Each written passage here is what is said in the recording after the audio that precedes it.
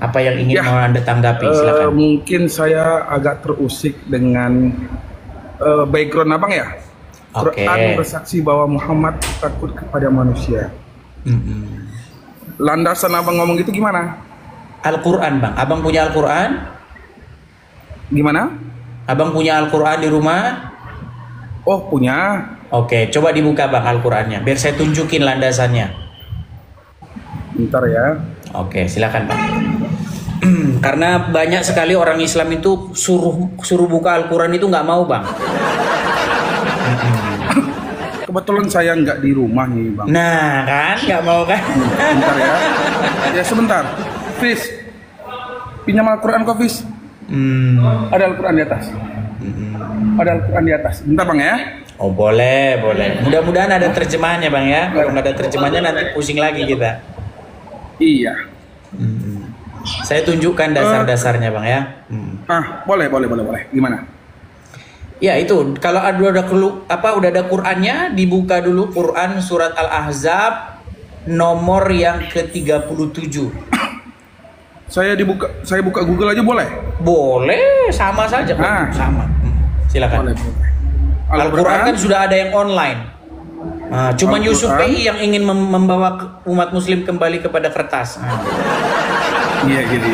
Iya, Yusuf PI itu kan bilang, ayo cari mushaf Quran. Wah, zaman udah digital kok. Ya, surat Al-Ahzab nomor 37.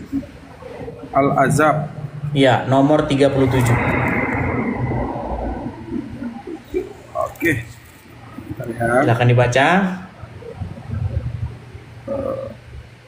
Membahas tentang kisah Zaid bin Haris ya. Zaid bin Haritsah atau Zaid anak angkatnya Muhammad. Ya, silakan.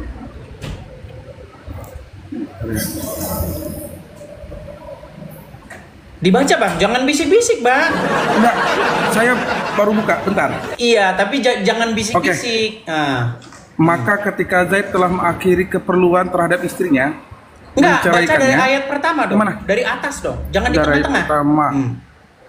Oke. Dan ingatlah ketika kamu berkata kepada Allah, kepada orang yang Allah telah memberikan nikmat kepadanya, dan kamu juga telah memberikan nikmat kepadanya, tahanlah terus istrimu, sedang engkau menyembunyikan sesuatu dalam hatimu. Coba dibaca. Dan ingatlah ketika engkau Muhammad berkata kepada orang yang telah diberikan nikmat oleh Allah, dan engkau juga telah memberikan nikmat kepadanya. Tahanlah terus istrimu. Tahanlah terus istrimu dan bertakwalah kepada Allah. Sedangkan engkau menyembunyikan di dalam hatimu apa yang akan dinyatakan oleh Allah, dan engkau takut kepada manusia. Nah, padahal Allah takut kepada manusia. Ada nggak kata-kata itu? Betul. Nah, siapa yang takut kepada manusia? Di situ? Ya, di sini kan konteksnya kan berbeda, Bang. Kalau di Islam itu kan ada asbabul nuzulnya, Bang. Siapa yang takut kepada manusia, Bang? Jangan bicara yang lain-lain dulu. Siapa sosok yang takut kepada manusia di situ? Ya kalau gimana ya? Ya. Muhammad, Abang, yang takut kepada manusia itu Muhammad di situ. Masa saya? Kalau saya ya nggak apa-apa. Saya kan bukan nabi. Silakan. Abang, gini Bang. Di sepengetahuan saya ya. Kalau Islam itu nggak bisa mengambil sepotong-sepotong, Bang. Oke, silakan dibaca lengkapnya. Setiap ayat itu asbabul nuzulnya kan ada, gitu kan? Betul. Nah, jadi sama lah mungkin teman-teman Kristen pun ketika kita ambil satu ayat sepenggal itu nanti jadi kontradiksi ya, Bang. Tadi barusan nggak, Bang? Abang bilang abang terusik dengan tulisan ini. Ya, benar. Berarti abang terusik dengan Al-Quran abang sendiri? Oh, kalau saya, Bang, sedikit pun nggak ada keraguan sama Al-Quran saya, Bang. Tadi barusan abang meragukan Muhammad takut kepada manusia, betul? Enggak, aku bukan meragukan Muhammadnya itu, Bang. Aku terusik dengan kata-kata yang di sana gitu loh. Loh, di sini Quran bersaksi bahwa Muhammad takut kepada manusia, betul tidak? Dikonfirmasi oleh Al-Quran? Ya. Betul? Betul nggak? Itu gini, kalau makanya saya bilang, Bang, kalau abang bercerita sepenggal-sepenggal ayat itu susah bang. Oke, coba abang baca sampai lengkap lah. Contohnya Coba gini, abang contohnya baca. gini bang. Sedikit bang, sedikit. Silakan. Kita kan supaya berimbang gitu kan. Silakan. Contohnya lah, kalau ada orang mengambil satu ayat yang secara logisnya itu nggak masuk di Kristen, pasti abang bisa pembelaan diri, jangan ngambil sebagai semenggal gitu kan. Harus ada runutannya gitu kan. Oke, Makanya, sekarang saya tanya sama abang, Al-Quran di situ masalah bang. Oke, Al-Quran di situ menyebutkan nggak bahwa kamu takut kepada manusia? Disebutkan nggak di situ? Disebutkan, betul. Oke, siapa sosok kamu di situ? Ya, Muhammad. Oke, berarti Muhammad mengatakan, Al-Quran mengatakan bahwa Muhammad takut kepada manusia, betul? Betul. Iya, terus kenapa saya diprotes? Enggak gini bang. Ya gini, abang diksi abang itu seakan-akan memojokkan bang, gitu. Dengan satu ayat, penggalan ayat, abang bisa mengkategorikan Al-Quran keseluruhan. Sebenarnya kan Bang, membaca itu menurut kan Al-Quran begitu, siapa? Menurut Al-Quran siapa yang pantas ditakuti? Manusia apa Allah? Allah. Tetapi Allah. Muhammad takut kepada Allah apa takut kepada manusia? Oi, Nabi Muhammad pasti takut kepada Allah bang. Mana tunjukkan kalau ada ayatnya gini bang, kalau ada ayatnya Muhammad takut kepada Allah, saya terjun dari Monas. Tapi kalau Allah takut, Muhammad takut kepada manusia, tertulis di dalam Al-Ahzab 37. Iya. Aku sebenarnya tak sering mampu berbicara lagi kan? Bentar bang, bentar ya. Aku sebenarnya udah lama ngikutin abang sih, lab abang. Jadi gini, aku cuman jangan sampai kita bentrok argumen gitu kan. Ya. Bang, bentrok argumen tidak masalah. Yang nggak boleh itu bentrok fisik bang. Kalau bentrok argumen nggak masalah. Masa ya, kita jadikan bangsa kita ini yang cerdas. Bang, jangan sampai tontonannya itu bentroknya bentrok politik terus. Pengacara aja di TV One mereka bentrok masalah politik dan argumen. Masa kita nggak boleh berargumen soal keimanan? Nggak masalah. Yang penting tidak sampai bentrok fisik. Kan begitu. Makanya ini asalkan yang menyesatkan aja bang. Yang menyesatkan siapa bang? Saya katakan Muhammad takut kepada manusia menurut Quran kok. Kan benar. Ya makanya saya bilang bang, setiap ayat itu ada asbabul nuzulnya bang. Nggak akan bisa kita sepotong-sepotong kita ngambilnya bang. Oke lah, intinya barusan kita baca bahwa Muhammad takut kepada manusia, betul? Coba di ayat itu lagi bang. Di situ dikatakan nggak? Di situ tersirat nggak bahwa Muhammad seorang yang munafik? Coba baca coba. Muhammad. Wah kan berat kan, waduh serem kali orang ini. Mungkin apa mikir itu? Coba baca yuk, baca. Coba. Yang mana mau saya bacakan? Dan ingatlah ketika engkau berkata kepada orang yang Allah telah memberikan nikmat kepadanya, dan kamu juga telah memberikan nikmat kepadanya, tahanlah terus istrimu dan bertakwalah kepada Allah, sedang engkau menyembunyikan dalam hatimu apa yang akan Allah nyatakan. Ada nggak di situ? Ya. Oke, Muhammad berkata apa di situ kepada Zaid? Tahanlah terus istrimu, betul? Ya benar. Padahal dia menyembunyikan di dalam hatinya, betul nggak? Ya. Berarti apa yang keluar dari lisan Muhammad beda nggak dengan apa yang ada dalam hatinya?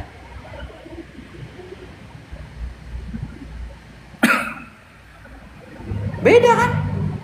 Dia berkata tahanlah terus istrimu, padahal di hatinya dia menyembunyikan sesuatu. Artinya apa yang ada di hati dengan yang keluar dari mulut berbeda, betul? Bang, kalau abang baca sepenuhnya dari coba silakan abang baca. Di sini kan ada tulisan, padahal Allah lebih berhak engkau takuti. Itu kan harapan. Ini bukan harapan sebenarnya bang.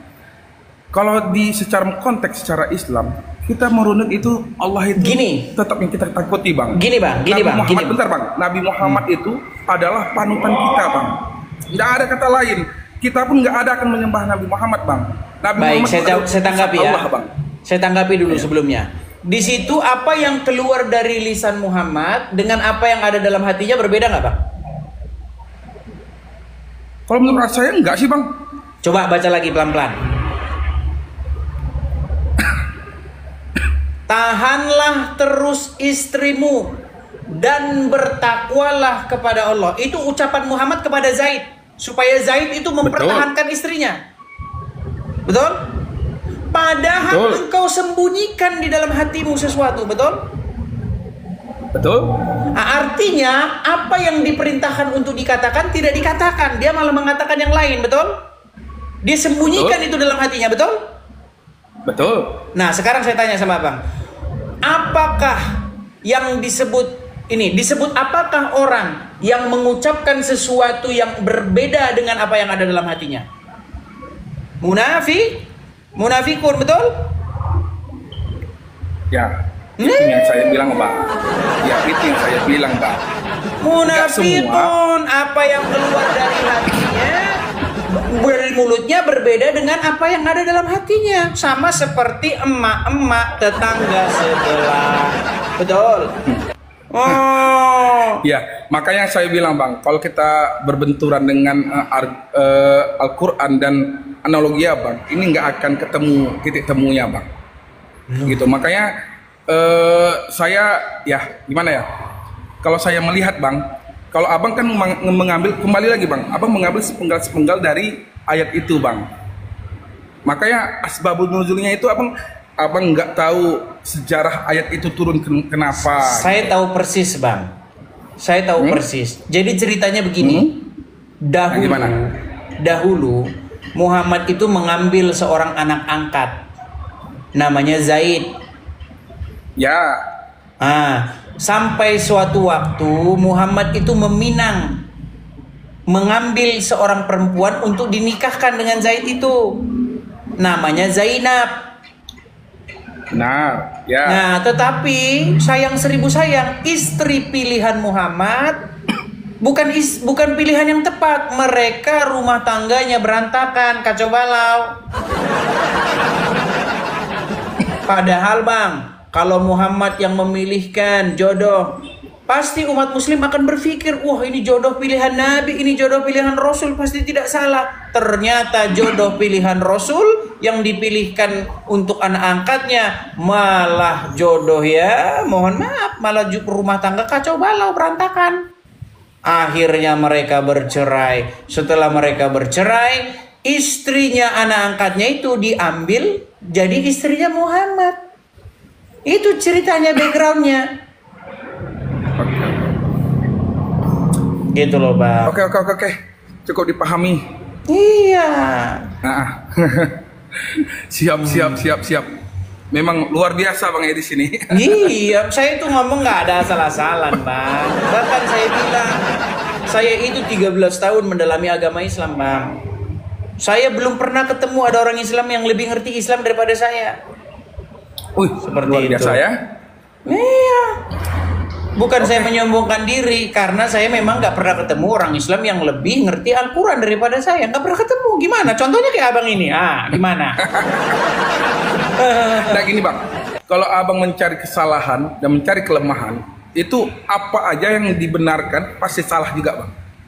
Gini, Bang, begitu saya juga, hanya ingin... Mohon maaf, begitu juga sebaliknya, gitu. Kita kan nggak bisa memungkirin itu, Bang. Dari Islam pun pasti ada juga, gitu. Dari Kristen pun pasti ada juga, gitu. Makanya di mana kelemahannya agama Kristen, Bang? Kalau itu bukan kapasitas saya sih, Bang. Nah, ini ya. Tapi kalau kejanggalan-kejanggalan pasti ada, Bang. Di mana kejanggalannya? Coba. Contohnya apa? Contohnya Yesus disalib, mati, meninggal, untuk penebusan dosa. Analoginya gimana, Bang? Oke, baik. Saya kasih jelas ya. Nanti satu, ya banyak ya. Satu-satu dulu. Pertanyaan. Oke. Nah, maksud saya masih banyak pertanyaan-pertanyaan yang menjanggal di kepala. Tapi kan satu-satu dulu. Mau kita selesaikan? Boleh, siap. Oke. Siap. Tadi Abang bilang konsep penebusan dosa itu nggak masuk akal, betul? Ya. Oke. Kalau misalnya itu ada dalam agama Islam gimana? Langsung tiba-tiba masuk akal. Coba abang jelasin gimana? Sepengetahuan seilmu saya. Jadi bang, orang Islam sering ngejek gitu bang. Iya, orang Islam sering ngejek bahwa katanya salah satunya yang mengejek itu adalah podcastnya Donditan dengan Jesslyn. Nah nih, Jesslyn binti ngeselin, nah itu namanya. Nih ya, saya kasih tahu nih ya. Sebentar ya. Ini saya dulu pernah buat video reaksi ya nih, misalnya nih. Sebentar ya. Nih. Barang yang terlalu mudah dijanjikan. Pinjol gampang nggak persyaratannya? Sebentar ya. Ini Jesslyn dia kan seneng ngomongin Kristen ya. Nih, sebentar ya. Aduh, saya belum siapkan videonya. Tapi Jesslyn pernah ngomong gini waktu dia bikin podcast ya. Sebentar ya. Sebentar. Pelan-pelan, sabar ya teman-teman ya. Saya cari nih videonya Jesslyn, di mana Jesslyn dia podcast barengan Donditan. Sebentar ya. Apa ini? Butuh waktu berapa lama sih Jesslyn Thea Lestari untuk menjatuhkan pilihan terbaiknya kepada Islam? Untuk menjatuhkan pilihan kepada Islam itu sekitar 1 bulanan lebih. Tapi dengan syarat ya. Posisi saya itu saya sudah Kristen hanya dalam sistem KTP, saya udah nggak perlu percaya dengan Tuhan. Tapi dalam hati saya itu saya ateis. Tapi intinya gini, Jesslyn ini ngomong gini dia. Gimana? Kalau saya nggak masuk akal dengan agama Kristen, masa dosa ditebus kata dia. Islam dong, dosa ditanggung masing-masing kata dia. Saking bangganya dia. Dia nggak tahu agama Islam itu ada penebusan dosa. Yang nebus, yang nanggung dosa orang Yahudi dan orang Nasrani. Ya, itu baru dengar saya tuh bang. Gimana tuh? Gimana? Itulah alasan apa masih jadi orang Islam. Bentar nih ya, nih saya tunjukkan nih. Sebentar ya bang ya. Sebentar, saya tunjukkan bang. Ini hadis-hadis ajaran Muhammad bahwa dosa itu ditanggung oleh Yahudi dan Nasrani. Sebentar ya. Iya. Masa abang nggak tahu nih? Saya balik kamera saya bang ya. Saya balik kamera saya bang. Saya balik kamera saya nih. Iya. Nih saya tunjukkan hadisnya ya. Nih. Nah ini bang hadisnya. Kelihatan hadis tentang. Nah nih. Ini tertulis di dalam hadis riwayat Muslim nih. Pada hari kiamat kelak Allah Ta'ala akan menyerahkan seorang Yahudi ataupun seorang Nasrani kepada setiap orang Muslim.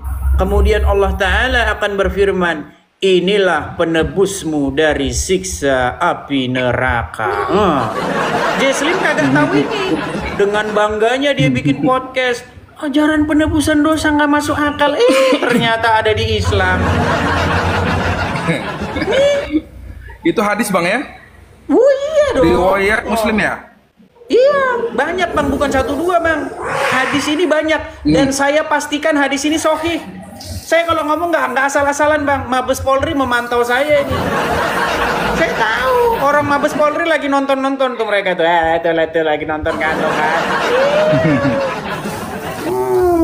Saya nggak asal-asal ngomong bang.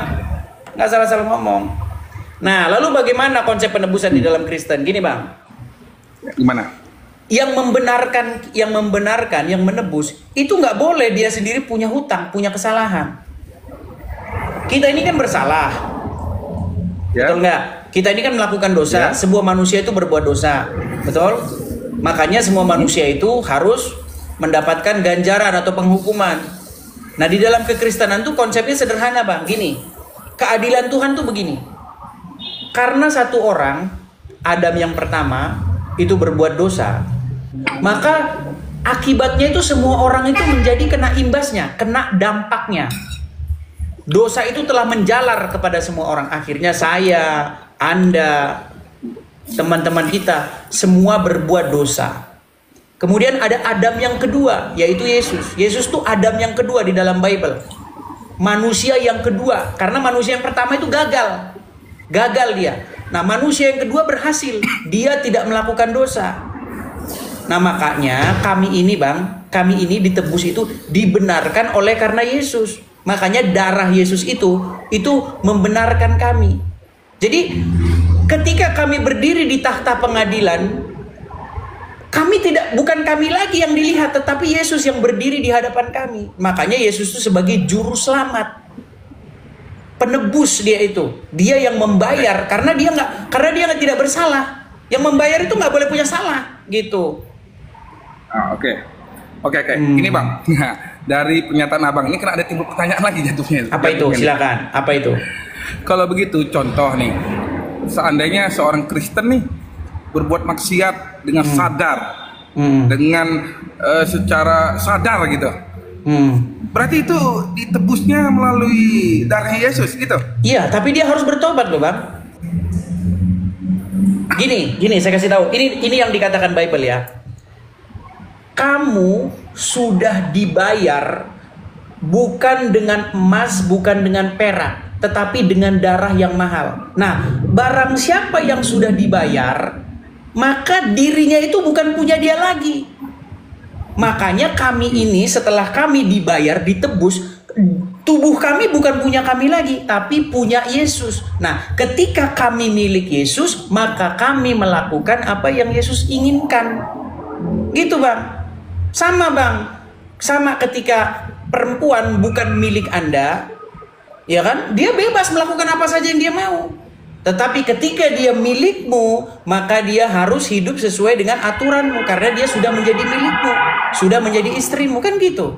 Waktu dia belum istrimu, dia bebas mau jalan sama teman-temannya. Saya mau main outdoor coy, saya mau ke diskotik dulu, nggak apa-apa. Tapi ketika dia sudah menjadi istrimu, milikmu, maka dia hidup sesuai dengan apa yang kamu pegang puasa sekarang. Kita pegang perintah. Nah, seperti itu juga kekristenan Bang. Ketika kita masih berdosa, kita menjadi hamba dosa. Tetapi ketika kita sudah dibayar oleh Yesus, kita menjadi milik Yesus. Makanya Yesus itu sebagai Tuhan kita, sebagai Tuhan kita. Seperti itu. Iya. Makanya saya kalau sampai saat sekarang, walaupun abang jelasin begitu, masih logikanya masih belum nyampe sih kotak saya Bang. Pura-pura nggak paham Bang. Makanya gini Bang, di Islam itu jelas Bang, dosa kita yang menanggung Bang. Bukan tadi Yahudi yang nanggung. Enggak. Makanya ini Yahudi yang nanggung. Makanya saya baru dengar itu Bang. Iya, karena itulah Abang masih Islam. Ada sih. Seandainya Abang belajar agama Islam dalam satu malam saja Bang, ya pasti Abang nanti meninggalkan agama Islam. Nih, ini banyak hadis-hadisnya nih. Saya tunjukin lagi Bang. Nih, bukan cuma 1 2. Nih, saya tunjukin lagi nih. Nih, saya baca nih Bang ya. Nih, ini hadisnya nih Bang. Nih, ya ini sumbernya nih hadits.com. Ya, pada hari kiamat nanti Allah menyerahkan seorang Yahudi atau Nasrani kepada setiap Muslim. Lalu Allah berfirman, inilah yang menjadi tebusanmu dari neraka. Nih, saya bacakan hadisnya nih. Dari Abu Musa al-Asy'ari radhiyallahu anhu secara marfu, pada hari kiamat nanti Allah menyerahkan seorang Yahudi atau Nasrani kepada setiap Muslim, lalu berfirman, inilah orang yang menjadi tebusanmu dari neraka. Dalam riwayat lain, kelak pada hari kiamat akan datang satu golongan kaum muslimin membawa dosa-dosa seperti gunung, dan Allah memberikan ampunan kepada mereka. Nih, jadi dosa-dosa yang sebesar gunung itu ditimpakan kepada Yahudi Nasrani. Kau yang berbuat dosa, ya. Orang Yahudi yang menanggungnya. Iya. Benci amat sama Wahyudi Bang. Apa salah Wahyudi Bang? Heran saya.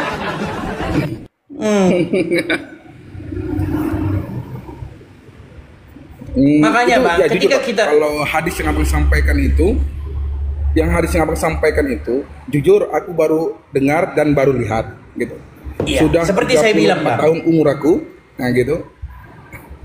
baru saya lihat dan baru saya baca tuh dari Bang Edi sendiri. Betul. Gitu. Karena betul. Makanya saya bilang gini Bang, kita diajarin di Islam Bang, diajarin di Islam. Nih ya, kita diajarin dari lahir sampai saya sekarang ini, diajarin itu ya dosa kita yang menanggung. Nggak ada cerita itu kita berbuat, kita yang menanggung gitu. Ya, kalau mau bertobat, boleh gitu loh. Ya, jadi gini, ketika Anda menonton channel saya satu kali, memang seperti itu Bang. Memang Anda kaget, marah, ya berkecamuk perasaan Anda.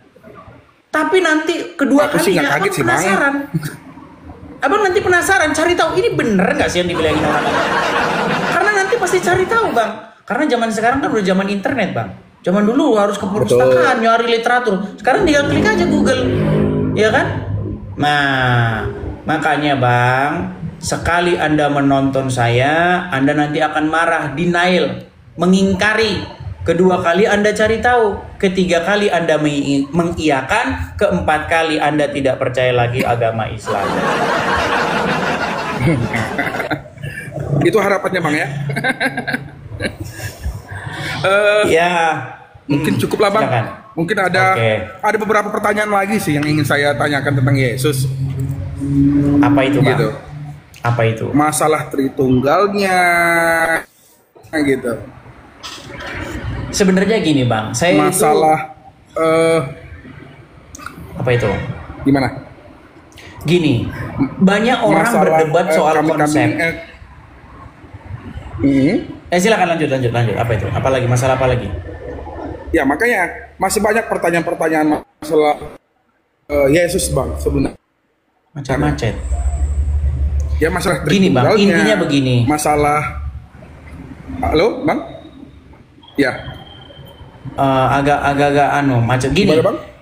Intinya begini Bang, pertama kalau Anda menjadi seorang muslim, maka yang berdaulat di hidupmu, di hatimu itu adalah Allah dan Muhammad, betul? Betul. Kalau Anda jadi Kristen, yang berdaulat di hatimu itu Bapa, Putra dan Roh Kudus. Nah, makanya begini Bang. Tapi itu satu kesatuan. Iya. Bapa, Putra dan Roh Kudus itu bisa dibedakan tetapi satu. Sama seperti begini Bang, sama seperti begini. Bang Sandi dengan fotonya Bang Sandi. Fotonya Bang Sandi itu Sandi nggak? Jawabannya ya iya ya bukan. Iya dan bukan, betul nggak? Iya, betul. Iya, karena itu adalah cerminan dari dirimu, karena itu adalah gambar dari dirimu, bukan karena apa? Karena kalau foto itu disobek-sobek pun, dibakar pun, buktinya Anda tidak terbakar. Gitu loh. Iya dalam pengertian apa, bukan dalam pengertian apa gitu. Nah sama seperti Yesus Bang. Yesus itu adalah gambar daripada dia yang tidak kelihatan. Makanya apa kata Yesus? Barang siapa yang melihat aku, melihat dia yang mengutus aku. Jadi Yesus itu gambar daripada Bapa yang tak terlihat. Seperti itu. Pengejawantahannya Bang, pengejawantahannya. Jadi bagaimana sih Bapa di surga yang dikatakan oleh Bible tak terhampiri, terang yang tak terhampiri. Kemudian dikatakan lagi langit adalah singgasananya dan bumi adalah tumpuan kakinya. Rumah apa yang hendak kau dirikan baginya? Ya kan? Yang begitu besar mengatasi segala jagat raya. Bagaimana? Bagaimana kita mengenal dia? Yang begitu ini dijewantahkan itu dengan perantaraan anaknya. Anak di sini bukan dalam pengertian terus dia kawin punya istri, bukan gitu Bang. Jangan dipikir anak itu langsung berarti dia ada istrinya, bukan gitu. Contoh Bang, saya kasih contoh. Misalnya, contoh misalnya saya paham Bang. kalau itu. Iya, aku anak Indonesia, langsung orang, mohon maaf nih, gorila nanya, bro, siapa istrinya Indonesia? Nah itu gorila Pak, gitu. Nah Yesus sebagai anak itu bukan berarti Bapak di surga itu punya istri, enggak, gitu loh. Nah, ini pertanyaan bukan yang itunya, konsep itunya Pak. Bapa Tuhan, betul? Yesus Tuhan, anak Tuhan. Iya. Gitu. Ya kan? Iya. Ya konsep Tritunggal itu yang menurut aku itu enggak bingung aneh, kok. Itu kan ada dalam agama gini, Islam. Bang. Contoh gini, kalau Islam jelas, Bang. Bukan.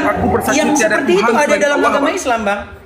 Enggak, yang barusan Abang bilang itu ada dalam agama Islam. Masalahnya kita ini pakai terjebak dari bahasa Indonesia. Gini, kata Tuhan itu kan bahasa Indonesia.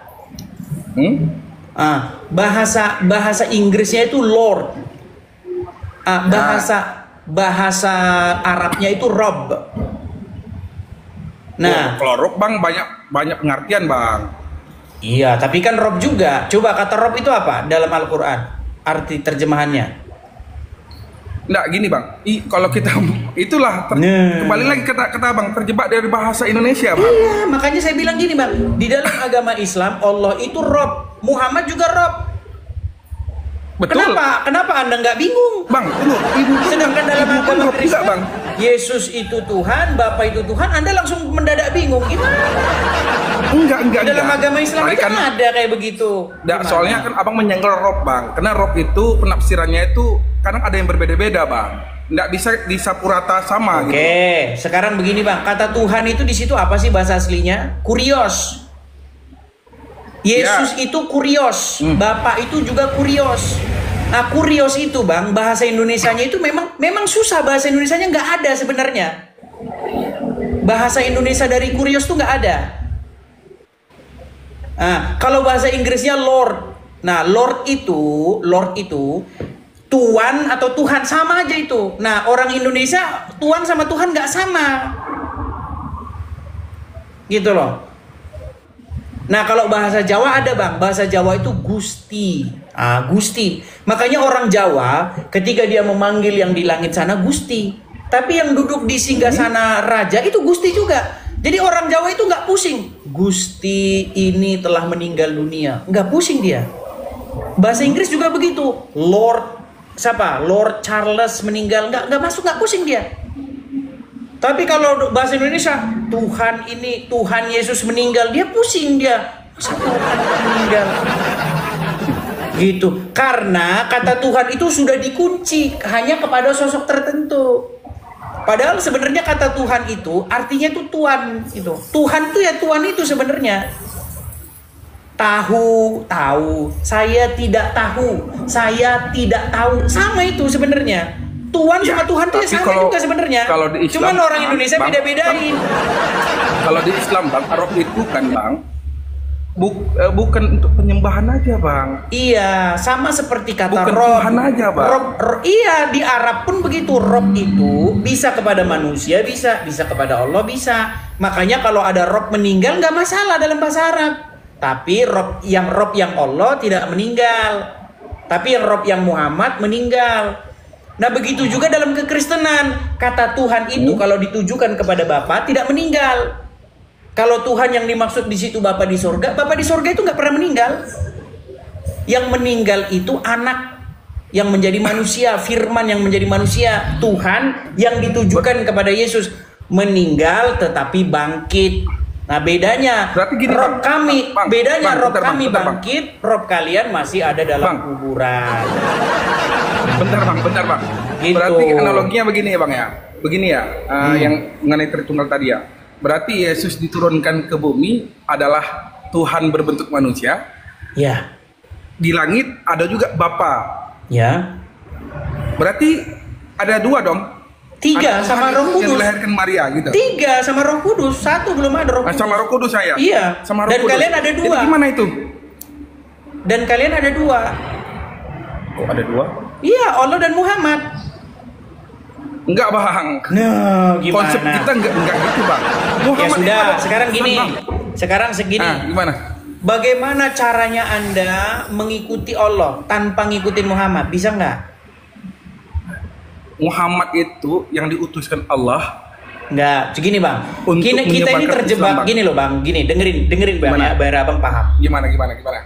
Mentuhankan itu artinya membuat diri kamu takluk kepada Dia. Itu maksudnya mentuhankan. Contoh gini. Al-Quran berkata tentang adanya orang-orang yang mentuhankan hawa nafsu. Tahu nggak, Bang? Ya. Artinya orang-orang tersebut menaklukkan diri kepada hawa nafsunya, betul? Benar, ya. Nah, ada juga orang-orang yang mentuhankan iblis, mentuhankan setan, betul? Betul. Mereka menghambakan dirinya kepada setan, menaklukkan dirinya kepada setan. Mereka melakukan keinginan-keinginan setan itu. Nah, mentuhankan Allah artinya menaklukkan diri kepada Allah. Betul? Ya. Mengikuti dia. Nah, sekarang gimana caranya Anda mau menaklukkan diri kepada Allah, mengikuti Allah tanpa mengikuti Muhammad? Ya, ini Bang. Nggak bisa, Bang. Kan saya bilang Bang. Muhammad itu, Nabi Muhammad itu adalah panutan, Bang. Iya, saya ngerti, Bang. Anda harus jadikan dia sebagai rohmu juga. Contoh gini, saya sama orang tua saya, Bang. Betul kan? Saya apa yang diperintahkan orang tua saya, kalau saya berbakti kepada orang tua, saya akan menuruti, Bang. Selagi itu benar. Nah, artinya Anda tidak menaklukkan diri kepada orang tua. Buktinya ketika orang tua menyuruh Anda bunuh diri, Anda nggak mau. Ya, benar, betul. Iya, itu artinya Anda nggak menaklukkan diri kepada orang tua. Coba orang tua Anda bilang, Sandi, ceraikan istrimu. Anda laksanakan nggak? Ya, enggak kan? Enggak lah, Bang. Iya, karena Anda memang sebenarnya Anda tidak menuhankan orang tua. Anda tidak menaklukkan diri kepada orang tua. Nah, sekarang saya tanya, kalau Allah yang memerintahkan, boleh nggak dibantah? Nggak boleh, Bang. Nggak boleh. Kalau Allah memerintahkan terjun dari jurang, laksanakan nggak? Ya, kalau itu disuruh ya gimana, Bang? Iya, kalau Allah yang nyuruh, Anda harus laksanakan. Itu tanda bahwa Bang, Anda itu melakukan submission. Anda melakukan ketaklukan kepada Dia. Ya, makanya saya bilang, Bang, kalau Nabi Muhammad yang Abang bilang kayak kalau Muhammad pemerintah nggak boleh dibantah Muslim, Bang. Nabi Muhammad itu menyuruh, Bang, nggak ada yang meleset, Bang. Oke, sekarang aku tanya sama Abang, kalau Muhammad menyuruh menceraikan istri Abang laksanakan nggak? Itu kan analogi, Abang, kan kenyataannya enggak, Bang. Barusan ayat yang kita bahas tentang apa, Bang? Ayat yang kita bahas tentang apa? Betul, tapi yang di situ makanya saya bilang, Bang, ayat yang kita bacakan itu kan ada asbabul nuzulnya. Zaid punya istri, betul? Ya, istrinya zolim gimana, Bang? Contohnya Fir'aun, Zolim dari Bang. mana? Bukan zolim, Bang. Zaid itu punya istri.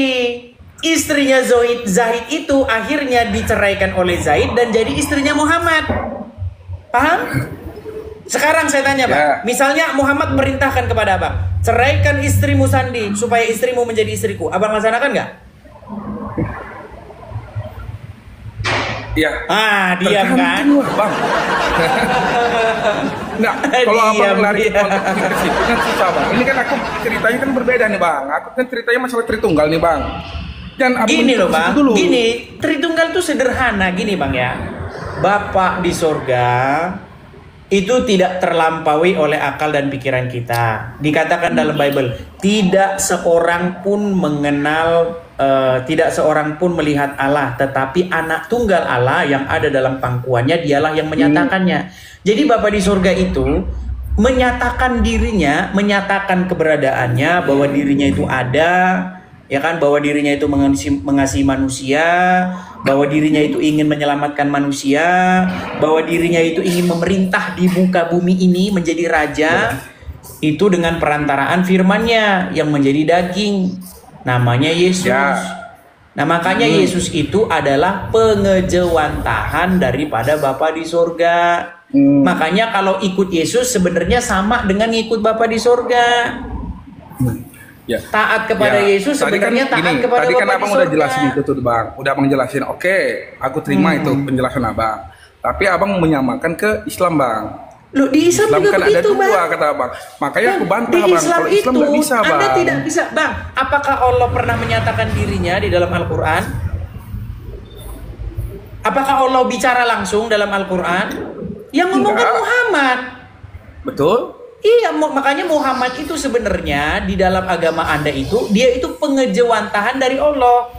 Makanya Muhammad berkata, barang siapa yang taat kepadaku, sesungguhnya dia telah taat kepada Allah. Itu kata Muhammad. Ya makanya gini bang, makanya tapi sayang model seribu kita sayang, bang. Sayang seribu sayang, apa yang Muhammad lakukan sering bertentangan dengan apa yang Allah perintahkan. Nah, ini kan bagaimana memframingnya kan aneh-aneh aja bang. Lu, bang, coba nih. Oh, gimana? Al-Quran menggambarkan Muhammad itu sebagai sosok yang mata duitan. Abang tahu itu? Nah, Muhammad langsung gimana tahu. Muhammad mata duitan bang? Muhammad kaya bang.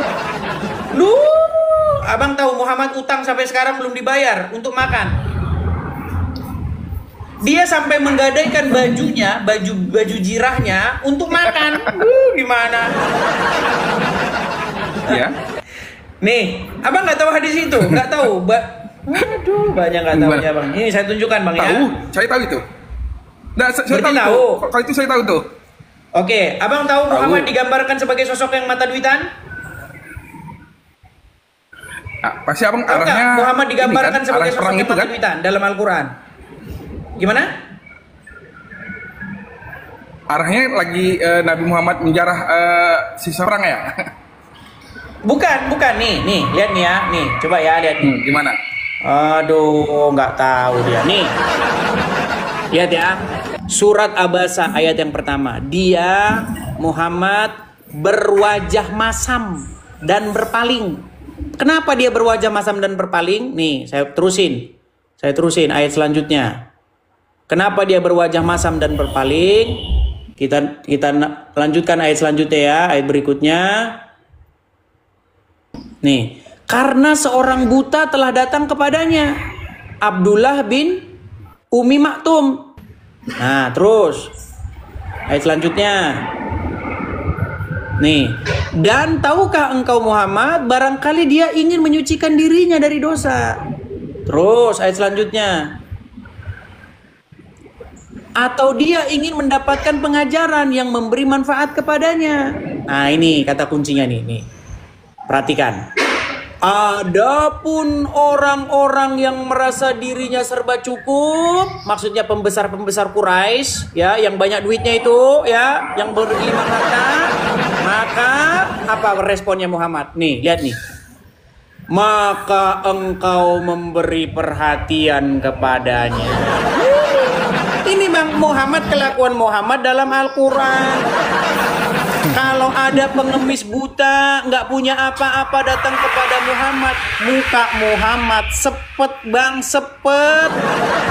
Tapi kalau pembesar Quraisy yang datang bang, sigap.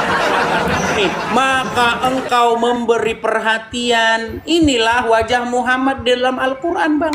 Penggambaran Muhammad dalam Al-Quran. Nah, ini seperti ini bang, banyak kayak begini-begini. Entah ustadz lah, entah oknum pendeta, banyak bang, banyak pendeta kayak begitu. Kalau ya, jemaat miskin, kalau jemaat betul. Dengar bang, kalau jemaat miskin datang, Pak Pendeta, susah banget telepon, sulit. Tapi kalau jemaat yang banyak duit, tajir melintir, saya ada waktu, itu banyak yang kayak begitu. Betul. Apalagi persepuluhannya ya bang ya? Iya, makanya sekarang saya tanya nih, apakah Muhammad tidak digambarkan sebagai sosok yang demikian dalam Al-Quran? Di sini kan nggak gamblang bang. Gimana bang? Gimana? Aduh bang. Nah makanya saya bilang, abang kan memenggal potong-potongan gitu loh. Yang saya penggal. Makanya saya bilang. Ini saya penggal di mana? Gini bang. Gimana? Makanya kita menafsirkan Al-Quran itu nggak bisa mentah-mentah bang. Harus ada asbabul nuzulnya, ada hadisnya gitu loh. Nggak mentah-mentah kita langsung blek ya gitu. Ya. Tapi gini bang, Intinya begini bang, Muhammad itu tidak cocok, dia itu pengejawantahan daripada Tuhan, gambar daripada Tuhan tuh dia nggak pantas. Karena apa? Karena didapati berkali-kali dia melakukan kesalahan. Bahkan dia mengharamkan apa yang sesungguhnya halal. Bahkan gara-gara dia para petani kurma itu gagal panen. Makanya bang, yang cocok menjadi gambar daripada dia itu hanyalah Yesus bang. Makanya bang datang kepada Yesus. Iya. Datang Luar kepada biasa. Yesus, Bang, karena Yesus berkata, "Akulah jalan dan kebenaran dan hidup. Berbahagialah orang yang tidak kecewa dan menolak aku." Gitu, Bang. Karena banyak yang dilakukan oleh Yesus itu memang ditolak oleh orang. Bahkan Yohanes Pembaptis sekalipun dia sempat meragukan Yesus. Yohanes Pembaptis mengutus utusannya supaya datang kepada Yesus dan bertanya, "Adakah engkau yang akan datang itu?"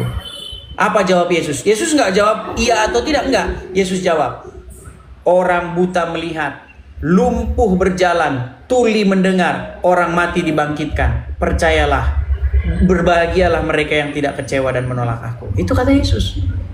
Gitu loh, Bang. Makanya kita ini semua, Bang, kita ini disebutkan dalam Bible orang-orang yang tinggal dalam kegelapan.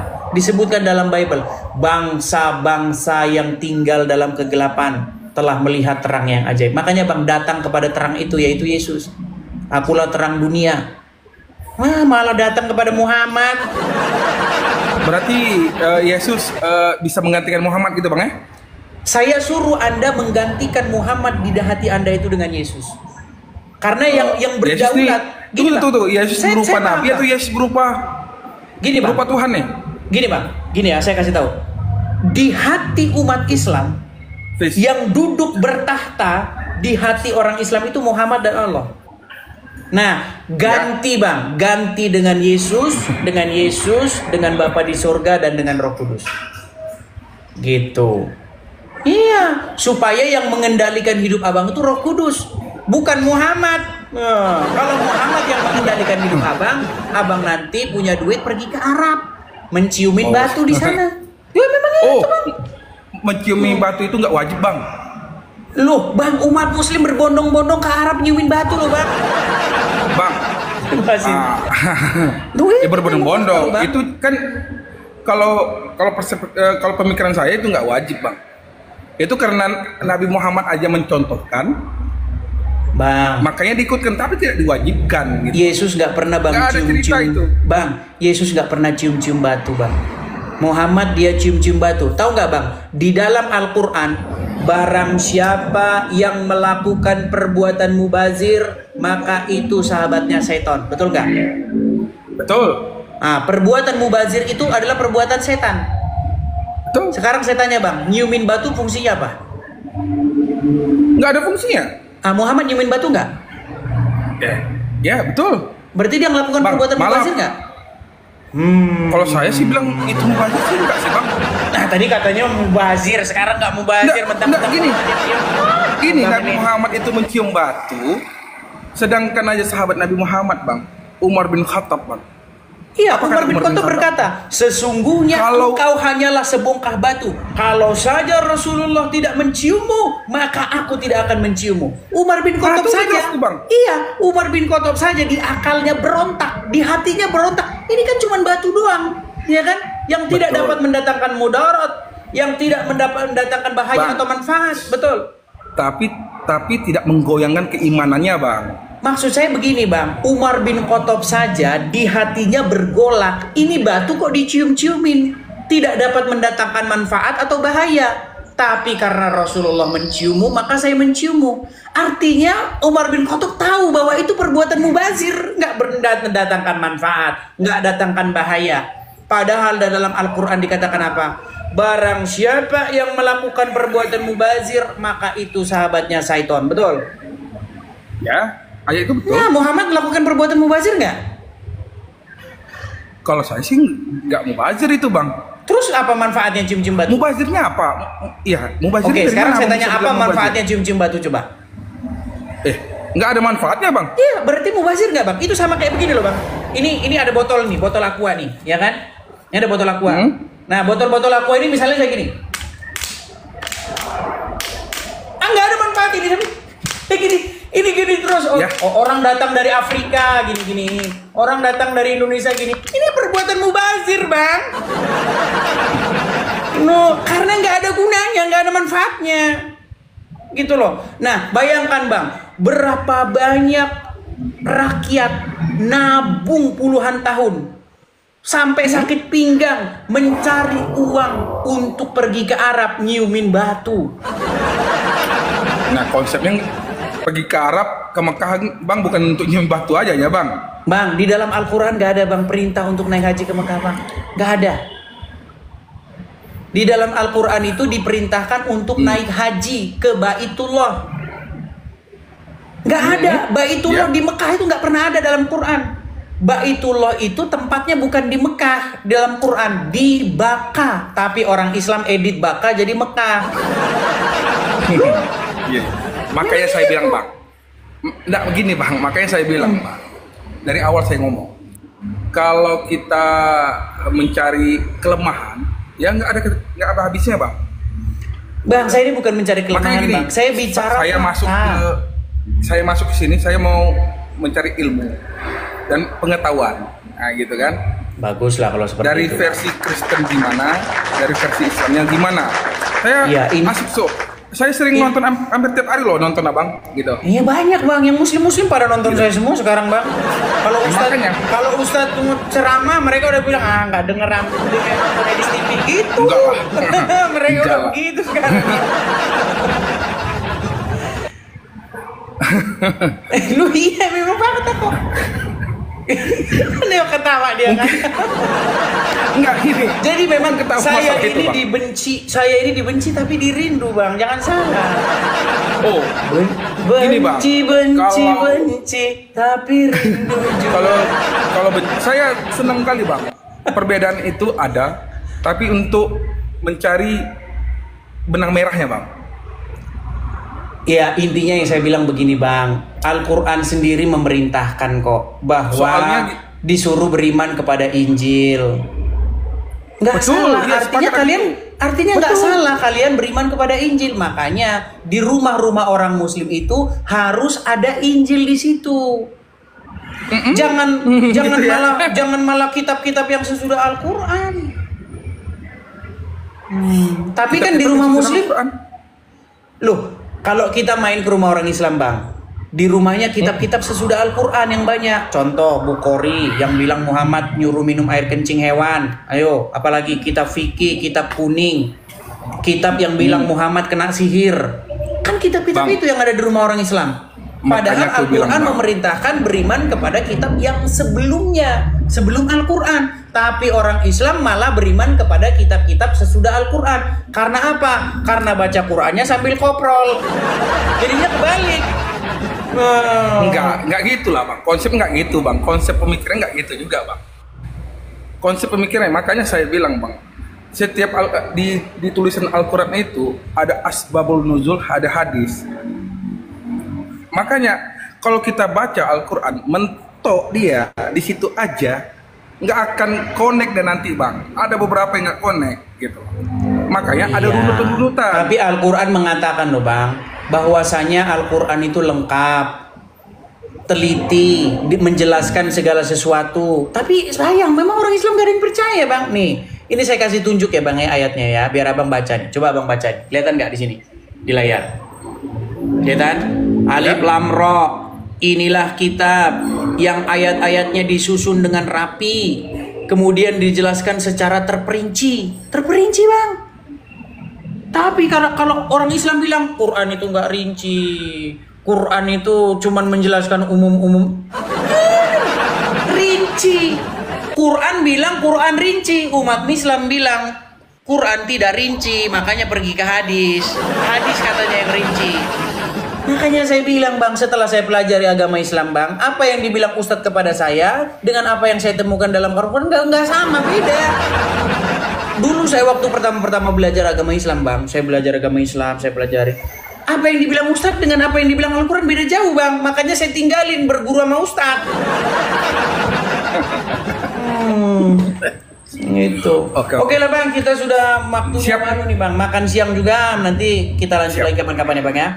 Oke, terima kasih, Bang. Terima kasih, makasih Bang Sandi, saya turunkan.